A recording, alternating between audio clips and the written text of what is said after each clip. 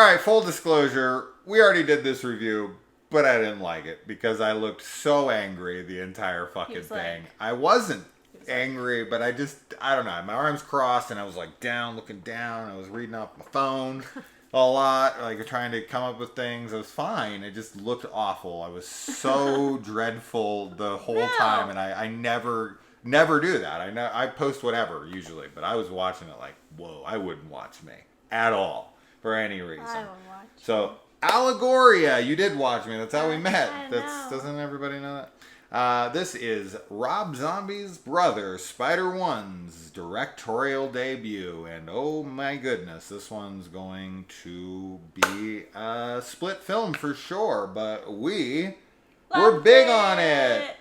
I didn't love it. I loved it. You loved it? Now that we're talking about it again, yeah, I really loved it. Okay. I thought it was great. I quite liked it. Okay. So that's where I'm at with it. Okay. Why did you love it? Because I like that. Oh no! See, this is what's gonna happen. Oh no! We already recorded it, and she got all her brain out onto the screen. Okay, no. I loved it because I think it was a really great look at what it means to be an artist and to make art in a lot of different mediums. And I'm just gonna be smiling this whole time next to you, like. So happy. And I like that it is like not really an anthology, but kind of. Sure. Which we talked about, Absolutely. like all the stories. So there's a bunch of different arcs, but they all interconnect. Yep. And it was really fun when we were watching it to see where the like connection was from the previous story. And so I just really enjoyed it. And I don't know, I thought it was like kind of like it was a dark comedy in a lot of ways. Some things were really funny. Yeah. And just kind of ridiculous. And I really love the monologue at the end that the actress gives. Yeah. I think it's a rad monologue. And I was trying to look up to see if it was like from something. Because I can't remember now, like if she said that it was from something, which she probably does, or if it was written for the movie, just for the film. Yeah. And yeah, that's why I loved it. You also loved, like I did, this creepy ass motherfucking thing in this movie that's like grimacing. It was so scary. And it's got a black fucking melty face, like a vinyl record that's been left out in the sun. It's just oozed down his face, and all you see is teeth and eyes. It was scary. It was scary. It was really for sure. This movie is only 70 minutes long. It's currently streaming on Shudder. I think that some people will find it to be a tad pretentious. I disagree because I think that the film never loses its way, and I feel like it's always on message, and that it has something to say, and it does it in an artsy way. And I think all the segments are good, but they vary in likability to me.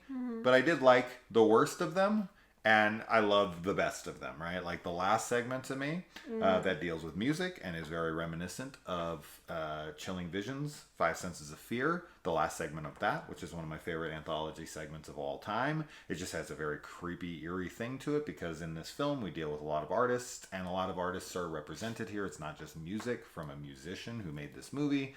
We get representation for painters and screenwriters and actors and, I already said painters? Yes. Okay. Doesn't matter. A lot of different artists here.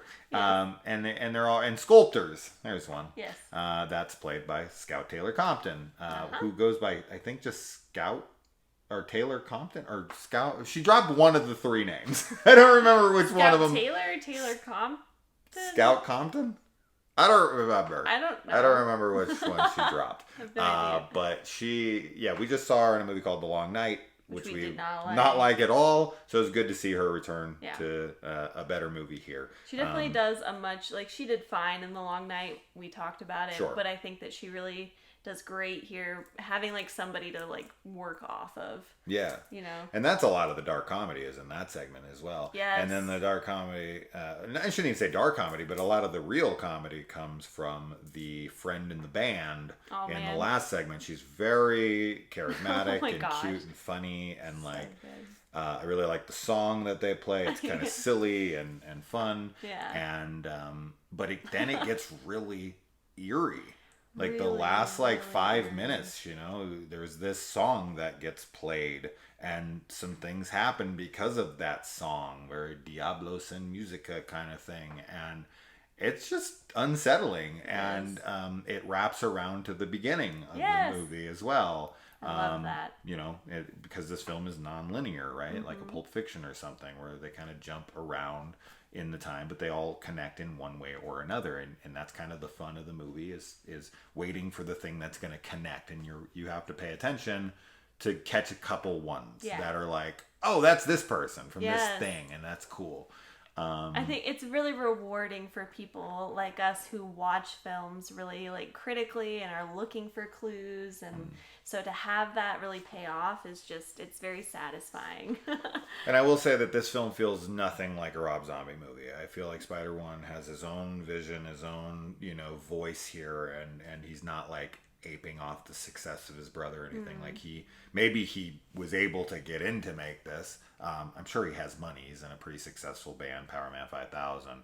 At least it was once successful, so I'm hoping he has some kind of money. I will say that this film does feel very low budget, but I don't feel like that, prevents it in any way. Maybe it would have been better with a bigger budget. I don't know, but I like it how it is. Yeah. It's only 70 minutes long, as I said, so you're kind of in and out even if you don't like it. And I feel like if you're not feeling it after like the first couple segments, it's probably just not going to be your thing. So with anthologies, although I would kind of implore you at very bare minimum to give the last segment a chance. It's the one with the two girls, and they're like watching a stupid movie at the beginning of it. So if you're fast forwarding and you're looking, you're like, I don't know what segment to look for. That's the one. They're watching the dumbest fucking movie, and her friend disagrees with that opinion. Oh, it's so good. Yeah. I just love it. I just love all the connections and everything. Yeah. So. Right, because there's a reference in that scene to something that happens earlier. But yeah, I was super into it, and she loved it. Yeah. I quite liked it. I think anthology low budget fans who are into films that are a little different absolutely need to check this out. It's on Shudder. If you have Shudder, it's free to watch. I mean, free. You're paying for Shudder, but you have access to it right now without an upcharge. And check it out. Support it. Find out if because there's a lot of Rob Zombie haters out there, and because he's connected to him in some way, I could see people being like, I don't want to see his brother's movies either. That would be super lame to Give it a shot. Give it it's a chance. Definitely worth it. Yeah. And Yeah, let us know. Bye. Bye.